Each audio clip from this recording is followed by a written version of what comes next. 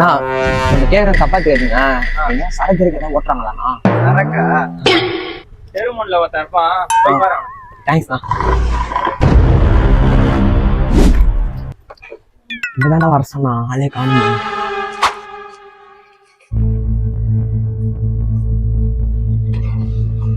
ஐயா சரக்கண்ணா. ஆமாண்ணா.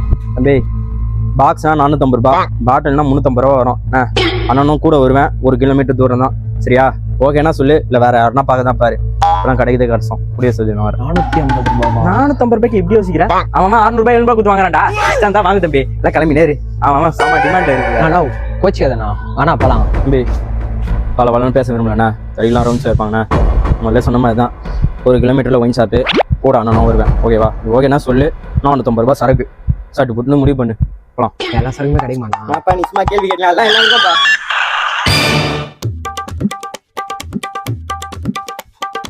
ஏய் எங்க போடா செல்லு. ஏய் போடா. சொல்லுங்க சார், என்ன பிரச்சனையா?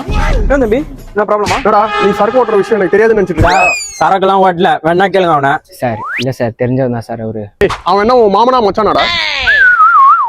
பேக் ஓபன் பண்ணு.